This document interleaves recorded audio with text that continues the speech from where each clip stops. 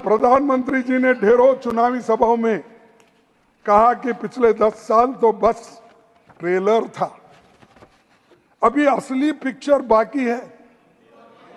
अभी प्रधानमंत्री जी की पिक्चर कैसी होने वाली है इसका पिछले 1 महीने से अंदाजा लगा है। NEET PG paper leak, UGC NEET paper leak, NEET under graduation रद्द, CSIR नेट रद्द, भीषण ट्रेन दुर्घटना, जम्मू कश्मीर में 3 बड़े आतंकी हमले, राम मंदिर लीक, 3 दिन में 3 हवाई अड्डों की छत टूटी, बिहार में 15 दिन में 5 पुल टूटे, टोल टैक्स बढ़ा, रुपए में ऐतिहासिक गिरावट आई और उसके ताजा मामलों में नीट यूजी और यूजीसी नेट में धांधली, पेपर लीक और भ्रष्टाचार के मामले सामने आए। फिर उसके बाद कहीं पेपर भी रद्द हुए। इस वजह से 30 लाख बच्चों का भविष्य तबाह और तंग हो चुका है, उसके माँ बाप परेशान है। और ऐसा ही अगर होते रहा कोई बच्चा आगे पढ़ेगा भी नहीं। और देश में इस 7 सालों में कुल 70 बार पेपर लीक हुए हैं और 2 करोड़ नौजवानों का भविष्य चौपट हुआ है। ये पूरी व्यवस्था पर सवाल है। आज पेपर हुआ, कल रद्द हो गया, तो कितने बार पढ़ना, कितने बार लिखना, कैसा? आप बताइए। इसको कुछ गवर्नमेंट की तरफ से कुछ नहीं आता। अब जब हम उठाते हैं सवाल तब ये कहते हैं कि ये विरोधी पार्टियों को सिर्फ हंगामा करना है, सत्ता वहां बैठे यहाँ, ये कहते हैं। अरे भाई दुरुस्त करो, आपको कौन रोका है? आप तो हर चीज को क्लेम करते हो, लेकिन पेपर लीक का जो बच्चे के भविष्य से जुड़ा हुआ है वो नहीं कर सकते। 5 मई को पटना और गोधरा से पेपर लीक की खबरें आई, सरकार छुपाती रही।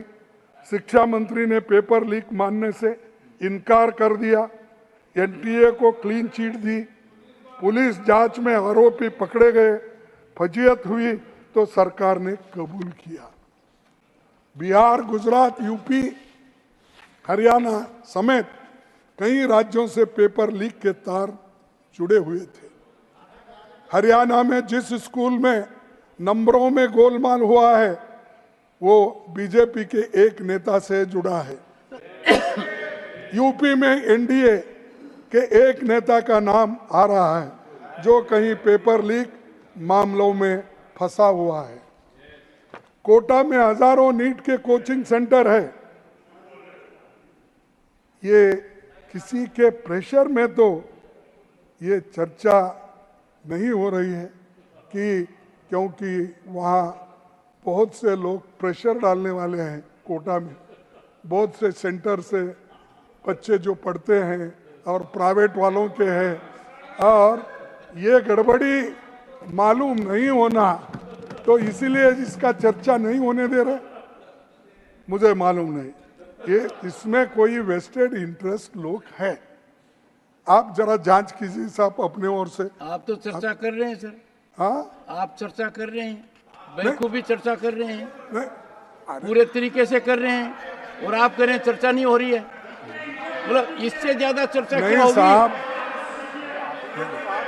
नहीं, कंट्राडिक्शन है। आप चर्चा यानी ऑथेंटिक जो बोलते ना, आपने ऑथेंटिक चर्चा आप करने नहीं दिए, तो इसीलिए आपकी जानकारी ऑथेंटिक नहीं है सर।